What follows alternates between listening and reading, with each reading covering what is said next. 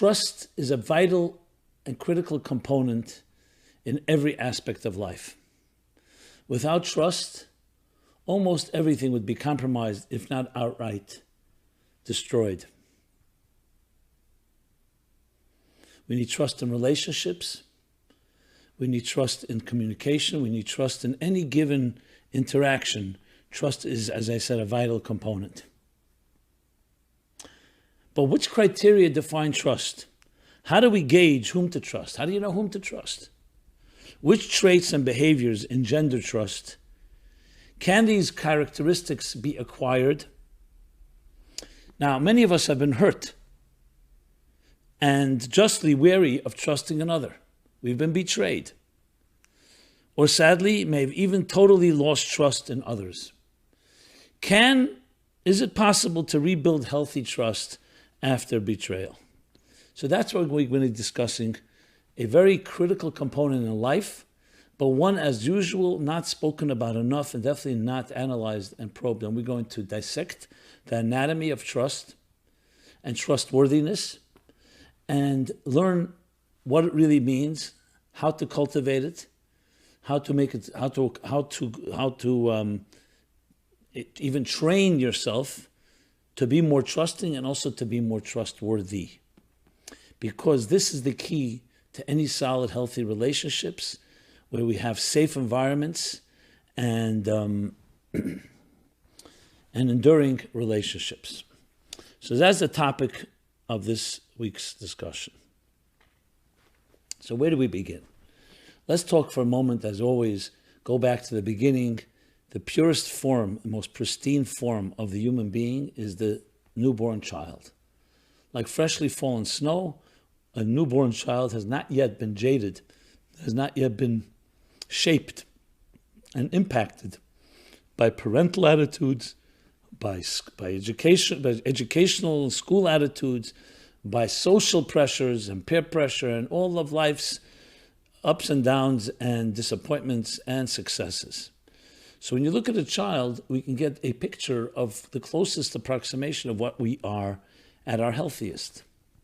So from a purely scientific point of view, the child is the best version, I'd say the perfect version, but the cleanest and healthiest version of who you are in this purest form before it's been shaped and directed and guided and in any ways, shaped is the right word. Yeah. Okay. So look at children. Children we see are both trustworthy, meaning you can trust them, and they trust until they discover that their trust is disappointed. They're disappointed in the people they trust, or that trust is betrayed. But children naturally trust, which can get them into trouble as well. But if you're thinking of a perfect world, trust is a healthy thing, and children have no reason not to trust until they are hurt. And the same thing is children are trustworthy. We're not talking about whether they're reliable. Obviously, they're not mature yet, so they can make mistakes, and you can't just trust them to take care of things. But you can trust them to be sincere, that they don't lie on their own. They won't be duplicitous. And again, until they learn otherwise. So what you see from this is that the human being, each of us, is born both a trustworthy and a trusting person. It's because of life's circumstances and life's experiences where that trust is stolen from us, or at least limited and compromised in us. There are 4 personality types, archetypes, that define us all. Check out the description below, a course on the Kabbalah of the 4 elements. And that's due, first and foremost, due to that trust being violated. So a child will give a parent the benefit of the doubt, and therefore, even if, let's say the child promised that tonight the parent is going to take the child out, and the parent doesn't show up, or even more subtle things, that type of reliability that children just rely on the validation and on the nurturing and on the security of having a parent around, and that parent does not appear, abandons them, or in some ways absentee. So once, twice, 3 times the child has resilience, but after a while, that child will start lowering their expectations and, yes, lowering their trust, because next time someone says to them, trust me, They say, well, you know what? And not necessarily in words, but their unconscious says, I trusted, and it wasn't necessarily, no one lived up to that trust. Now, in extreme cases, that trust really is deeply violated. In we'll call it more mild forms of it, the trust, it becomes wary. And there's many variations, one level to the next. Obviously, I'm not going to go through all of them. We're talking about the general picture, but you get the idea. So what happens as we lower our expectations and our trust is so-called not lived up to, promises are broken, the reliability and consistency is not there all the time, the security is taken away from us in some extent. So obviously in direct proportion to that, the trust will be weakened and wane. That doesn't mean we still don't have within us, because we're born with it innately, that ability to trust, but we just don't allow ourselves to trust because we're afraid. We're afraid of being hurt. So we put up our defenses and we put up our armor and we build that armor. When we grow into adults, depending on how much trust we had in our lives and how much of it was compromised, that will directly impact how we deal with new people, whether it's in relationships, whether it's in personal, intimate, and romantic relationships, or whether it's in even relationships at work and so on. There'll be in direct proportion to how much that trust was violated, will be the wariness that I'm mentioning, and even the fear and the resistance of really getting involved and always having a back door to escape from, because once we allow ourselves to be vulnerable and we trust, we can be hurt.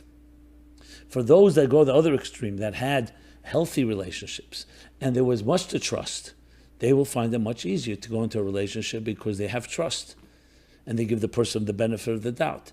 Now, of course, every mature adult is going to always, hopefully, have some discretion, because just because you grew up in a trusting environment doesn't mean that every person you can trust. So you'll definitely weigh that. But it's much easier to trust because it hasn't been hurt. If it's been hurt, then everyone's guilty until proven innocent. And in extreme cases, people are continuously seen as not trustworthy, to the point that sometimes a person who's really been violated, been hurt, and abused in that regard will often create a situation where they'll test the other person to the point that they'll almost intentionally sabotage a relationship and say, you see, I couldn't trust you. That becomes unrealistic expectations and basically writing the script of what you expect to happen because it happened in the past, which is that ultimately there's no one to trust. And every person listening to this, every one of us fits somewhere into the spectrum from one end to the other. And the same thing is with that's trusting others. The same thing is being trustworthy. You can argue that they're directly linked to one another. The more trusting you are of another, meaning the more reason you are trusting, the more trustworthy you will also be, because it's reciprocal. However, if you don't trust others, obviously you yourself are not going to make yourself available to be trusted. You'll be evasive, you won't show up. Sometimes you'll just get out of a relationship, you'll end relationships, commitment will be an issue. Is it always the case? Can a person be not trusting others and themselves be trustworthy? That's possible too, because sometimes we feel that we need to please and we need to really bend backwards, so we don't trust others, but we constantly make an effort that we should be trusted.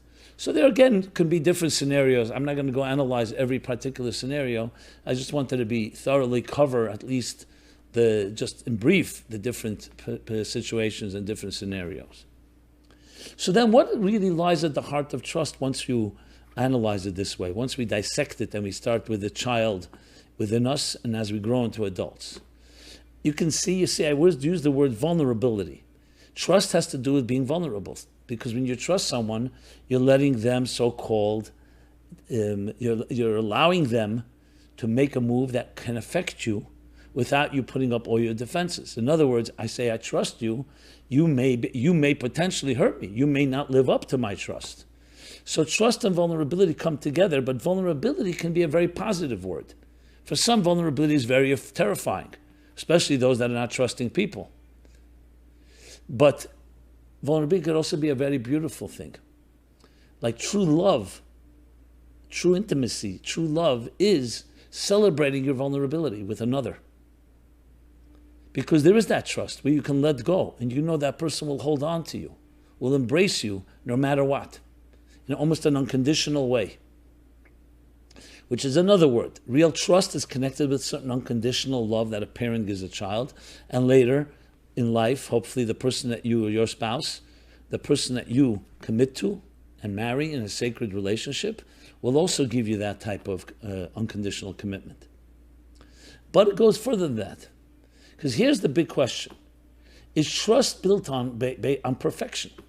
When you say, I'm trusting someone else, I will be vulnerable, I will rely, I will trust them to deliver what they promised, to protect me because they say they will. And I will take the risk. And then let's say they don't. What happens? In other words, every human being makes mistakes. Is it a result that they abandoned me? Now, if you grew up with that type of experience, so then, as I said, that's your default state psychologically, then you're expecting to be abandoned. You're expecting you're expecting your trust not to be lived up to. However, regardless, even in a healthy form of trust, the fact is there's no perfection. Even when healthy parents, can children always rely that the parent will always be there? There'll be mistakes. People make mistakes. So let's throw now another word which is vital in this equation, and that is accountability. Trust is not built on perfection, it's built on accountability. So it's not about that the person is always going to perfectly provide for me, perfectly protect me, perfectly always be there exactly as I want them to be. That's not a possibility. That's not realistic. We hope in young age, and even in older age, parents will be there, but everyone will make their mistakes. But what we like to know, and this is where trust comes into play, we would like to know that there's accountability on that person's part. If, let's say, your parent promises you something, and let's say they deliver a certain type of security, and for whatever reason they cannot, and they come and apologize. Not that a parent has to necessarily apologize to a child, but apologize nevertheless, because I should have been there, and could have been, and then I wasn't. That accountability compensates for the imperfection of human beings. And that's a tremendous concept. Where they say to err is human, to forgive is divine. Why? Because when there's accountability, you can elicit another dimension in the relationship, because you say, you know what, that person is imperfect. And yes, they may have in some way not been there for me, which would give me good reason and cause not to have trust, but they were accountable. And that accountability compensates. That accountability allows for that nurturing environment that engenders trust. So trust, therefore, you can say, is built on a few things. Number one, that yes, there's someone there for you, in a way, even when it's inconvenient, in a way that's consistent. But in addition to that, even if at times there may be a lapse, there's an accountability. And of course, not a repeat of the same mistake. So you see, when you add that into the picture, it makes a real relationship very, very doable and possible. Because it's not about perfection. Perfection is unrealistic. Perfection is usually expected by people who've really been hurt, and they think the only way I will ever trust if the person is going to be perfect, will never lapse, will never disappoint me. That's not a possibility. But accountability can be expected, and that's what creates the environment for trust, because there's accountability. Let's just use examples in nature. In nature, when you have, for example, just simply, you plant a seed in a garden, an apple seed, a flower seed, whatever it may be. You water the garden, you weed it, and naturally nurturing and will cause this plant to grow. Okay? But let's say there's a drought or there's something else that happens. So look in nature what happens. It compensates. It does something. When there's a forest fire, even though on one hand it destroys the forest, but then the forest regenerates in fascinating ways. So we see in nature there's a built-in immunity system. And that built-in immunity system is also reliable. So though, yes, there may be setbacks, and there may be even worse than that, maybe even disasters, but there's a immunity that bounces back and helps it grow again. So let's apply that now to psychologically. We say the human being is compared to the tree in the field. We too are that way. We have a resilience that even if a trust was betrayed, or even if there was a lapse, or there was some form of betrayal, intentionally or not intentionally, it is that accountability that's our immune system that brings back the greatest of a human being and say, yes, you know why you can trust me? Because I will be accountable. I will tell you and be transparent and upfront. Full disclosure, not a cover-up, not more lies. A lie is the ultimate cause for distrust, when someone lies to you. And so one time you may forgive, a second time you may overlook, but then if it's repeated, at some point you say, I can't rely on this person. They're liars. Accountability is the opposite of a lie. That even if there was a lie, or there was not a lie, but there was something elapse in a person's commitment, there's accountability. That accountability reignites the capacity to have trust. So when people say, trust me, we all know what our reaction is. You think I'm going to trust you because you told me trust me? It's like a line people say, a cliche. No, trust is to be earned. You cannot ask someone to trust you. It's something to be earned, something that with behavior, accountable behavior, reliable behavior, things that are consistent, that I know I can rely on, that engenders and helps trust develop and grow and become a force in people's lives. So we see from this, if you talk about the qualities, what are the qualities that are necessary? That they will call the trustworthy traits. The trustworthy traits, just looking at the actual title. What are they? So number one, they are consistency, reliability, knowing that you're there for the person, even when it's inconvenient. That definitely adds to it. It's not just you're there, but even when it's inconvenient, when a parent will stay up late at night because the child is not well, they may not go to work, and you see clearly they pay a price. The second thing is that accountability. Well, I would say three things: the consistency, reliability, even when it's inconvenient, and accountability. Those are the key traits in trust. Obviously, there are more elements to it. Kindness, showing that you are going out of the way to be empathetic, to be sensitive to another person. But it has to be consistent for it to become a trustworthy trait. So that defines what they are, the trustworthy traits. How to acquire them now? Let's go to acquire. Now, remember, I said that trust is something we're born with. Both that we are trusting to others and that we are trustworthy. We're born with it. So you don't really acquire it. What you can do is reacquire it after it's been lost or in some way compromised. And we reacquire it by going back to an environment where you can test it slowly. For example, if a person actually has lost trust in others, and they themselves are also not that trustworthy at this point. So what's the solution? The solution is not cold turkey, because there are good reasons that you don't trust, because you have been hurt. You want to now know that you can trust. So the approach to take then is to slowly test the waters. I've talked about this a number of times, the concept of the cognitive life raft, which is an expression used when a person has been emotionally hurt, and therefore they have withdrawn and retreated emotionally, which means they don't make themselves available, even though they may put on a game or an act, but they're really not there. So how do you re-engage a person who's been hurt like that? And they've retreated, literally like a turtle within its shell, in the fetal position, where we curl back up and we don't really allow anyone to touch us, and we don't therefore touch anyone either. What do you do? So you can't just force a person to say, listen, let's force the head of the turtle out of the shell. There's a certain fear, either palpable fear or even not palpable. Maybe it's subtle. But there's a certain fear or resistance. So how do you do it? Slowly, slowly, your cognitive life raft is let your mind explore first. You meet somebody on a date. Let's talk about that type of relationship. But it could be in any situation. You talk. You test the waters, so to speak. Not in an aggressive testing way, but just like getting to know somebody. And the mind is a lot more trustworthy than our emotions, because when our emotions are hurt, it's subjective. The mind can explore something even if it's not something you're going to relate to. You can read a book that you or be familiar or allow someone to pitch you an idea. As long as your emotions are not involved, there's much less fear, if at all. So that's the trick. Use the mind which can imagine, which can dream, which can step away from your emotional subjective experience and just let me explore. It's like sending a scout out there to check it out. No risks involved, because all you're doing is looking into it. So your mind allows you to go to places that your heart won't allow you to go if you've been hurt. So the mind goes, and right now it's not making any commitments. As the mind becomes more comfortable with a situation or with a person, then slowly, think of it like a child that's hiding under a table or hiding in a closet.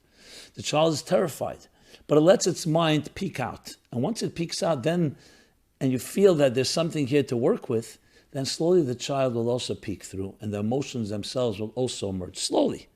So the cognitive life raft is an escape, basically. I wouldn't say the word escape. It's a life raft. It's a place to travel to where you're dreaming of a situation that you don't yet expect, and you're not ready to let go and allow yourself to be vulnerable. But cognitively, in your imagination, in your mind, you can allow yourself to travel there. As you see and research and do the discovery and do your due diligence, slowly, your emotions can begin to peek out because they're under the guidance and the protection of the mind. And the mind can say, it's worth looking into. The emotions are still going to need time, but you have a mind that's protecting you. So in a way, the mind becomes your nurturer, and the force that you trust your mind. Now, some of us have been really hurt where we can't even trust our minds. So that's why maybe you talk to a mentor, maybe you take more time, you explore, you read about it. In other words, you want to get some objective, reflective perspective before being impulsive or emotional about it. But then slowly, what can happen is that it opens up your heart, and your heart says, you know what, let me test here. Let me now emotionally test the water. And that's a more difficult step. But once the mind has so-called paved the way, and has paved the way is the right word. I want to say it like opened the door, paved the way, then the emotions can slowly behind the mind come out and test the waters emotionally. And you may discover, you know what, this is a person I can trust. Again, I'm not suggesting this be done overnight or quickly, but it can be done. So therefore, we have a way to actually rebuild trust and trustworthiness even after it has been betrayed, or we have been betrayed, even after there's been a breach or a violation. A process that helps us reacquire. As I said before, it's inherent. We're looking to reacquire trust using the cognitive life raft among other methods that help us build and grow and connect in a trusting way. Now, till now we've been speaking about trust in human beings. There's also the concept of trust in God, B'tachon b'Hashem. And there's actually verses in the book of Psalms and other places that says that the only real trust you can have is in God, because God is unwavering and consistent and totally reliable, being that God is God. Human beings at the end of the day are fickle and mortal and have their mistakes. Yes, it's true. We compensate on that through those lapses through accountability, which is divine, and forgiveness, which is divine. But still, the true trust is in God. That's why you have the expression that even after the Holocaust, when people have argued, how could you trust God anymore after what has happened? So many answer, how could I trust human beings after what has happened? I only have God now, because I know human beings have betrayed us. So when you're talking about trust in God, that of course is a whole nother level that adds the ability for us to build trust is by connecting to the God within us, the soul. Your soul is a piece of the divine and is completely reliable. No one can take it from you. No one can give it to you. It comes from a greater place. And that, on a deeper level, is actually from where we really have that inherent trust that I described before at birth. A inherent trust in others and inherent being trustworthy yourself. Because we have that part of us that's absolutely trustworthy, that part of the divine that is completely reliable, completely consistent, and completely accountable. The question, the challenge is, how do we glean, how do we draw that trust into our personal lives? And the answer to that comes another ingredient in the characteristic, in the traits of trustworthiness, and that is humility. An arrogant person cannot be trusted. A person who's driven by self-interest, that is the driving force in their lives. They may be trustworthy for a certain short period of time under certain conditions because they benefit from it. But you can't really rely on them because what drives them is their interests, their self-interest, me. A humble person is not about me. As soon as you're not in the way, That's a trustworthy element. So the humility of a human being adds and allows trust to engender trust, because that becomes a container that channels the divine, the trust in the divine in a human being. When you see that humility, you see that the person is not thinking about themselves but about you, is sensitive, has empathy, cares. That humility is yet another trait in context of trust. Because humility, as I said, takes you out of yourself and allows you to become a more transcendent person. Which brings us to the ultimate beauty of trust. That trust creates environments and creates relationships where there is a symbiosis, where there's a harmony between different people.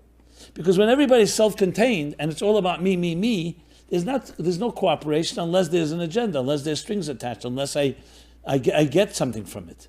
But when there's humility and each one knows that my role is indispensable, so that creates a trust that they all trust each other. Think of everything in the universe is really built on that. That idea of everything working in harmony with each other. Our human body, the trillions of cells, the millions and thousands of systems all working with each other, each one knowing exactly their role, and each one giving when they need to give. And you think about it, there's a certain magic, there's a certain resonance when you see that type of teamwork, when you see that type of harmony, that type of synergy. Think of a symphony. Different musical instruments, different musicians, each one playing exactly when they need to play. They rely and trust that the other will pick up where they need to pick up. And that's critical in any successful venture. Whether it's doing a project, whether it's a business, an organization, a film, or as I said, a symphony. It's dependent on the fact that each can trust the other. When you hire people and you know that you can sleep peacefully because they're doing their job when they need to do it, is a tremendous peace of mind in that. Think of the other way around, where you hire people and you have to look over their back and second guess and not sure, did they do it? And you keep asking them, did you do the job? Did you not do? It creates so much, it drains us. So trust is actually also a way of creating that calm and peace in our lives, where we don't have to constantly be guessing and second guessing ourselves, and we have that ability to really rely and trust on others. So that comes down to, as well, that bigger picture, the divine symphony, so to speak, of life, and how each of us contributes our unique, indispensable role. At the same time, we are dependent on the others, and that requires trust. Look in the military, for instance. The military is the best example, where it's in a very rigid form, in a very rigorous form, I should say, to the point that court-martial, look how severe if there's a breach, if there's not listening to an order, because the hierarchy and the chain of command is so critical that and everybody has to trust each other, because you're talking about life and death. A moment can cause who knows what. So in the military, you see that necessity of trust, trusting your colleague, trusting your commander, trusting the soldier. Everyone needs absolute trust. And if there's a breach of that trust, it undermines the entire effort. In other areas, maybe not as rigorous, but as I said, in company, organizations, you also need that. And that's a synergy that resonates. Think of the beauty when we see the magic, when we see different factors going together. You ever see a baseball team or another sports team? We're talking about teamwork, not a single individual, single person sport. You see that teamwork when everything is working seamlessly and fluidly. It's like it makes you cry. It's so beautiful in its cohesion, in its harmony, in its synchronicity. And this is true in nature, this is true in the human body, and so on, that we all have that ability to work together.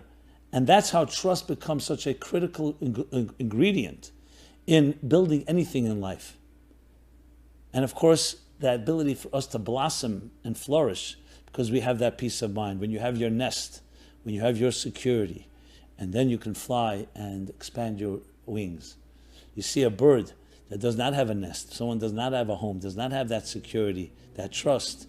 They're constantly pursuing it, and they're wasting a lot of energy, and it's draining them to find that little respite, that little home, that hearth, where they can trust and just be trusted and just feel comfortable. When you have that, it allows you to do so much. So many ways, trust therefore becomes a critical component in the entire picture of how we interact with each other, how communities are built, how society is built, how nations are built. and ultimately how the world will look in the best of times, in the messianic times, when there'll be that total harmony and that total trust. So trust is necessary in really building your own self, your own confidence, but also in creating a cohesive community that synergizes, that cross-pollinates, that everyone benefits from the other, because I do my part and then the other will do their part, then comes back to mine and the others, and there's a constant flow of that many different forces that come together. So with that said, trust therefore is a fundamental piece of life, one that is necessary in so many different ways. We discussed what are the character traits, what are the traits of trustworthy traits, how to identify them, how to discover it in other people, and how to acquire it, or I would say reacquire it when it's lost or betrayed. And when you have that formula, what you then have the ability is to correct wrongs, to repair any breaches, and of course to call upon, when necessary, I would say always necessary, the trust in the divine. And the currency of the United States, it says in God we trust. It doesn't say in God we believe. Faith is more of a passive state. Trust is an active one. Passive means you believe in something. Trust means I trust in it right now that it will be there for me, that I can rely on it. It's active. It's present in my life. And the same thing spills over, as I said, humility, which is now another trait. Add humility into the equation, a person that's humble, that allows that divine trust to enter into your being, into your life.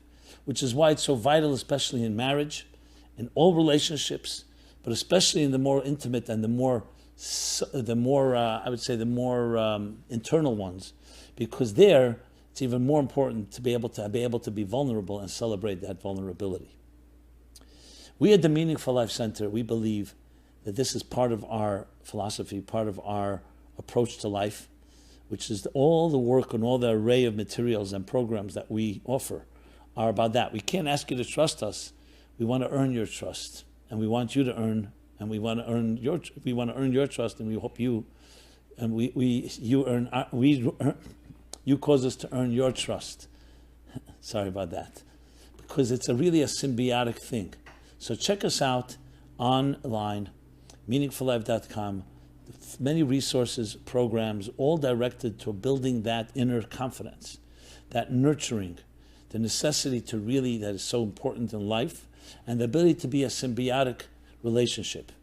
And we ask you, share these programs, comment on them, send us your critique, positive, negative, whatever it may be, because we all need each other to complement each other to really improve and grow. Because that is what life is all about.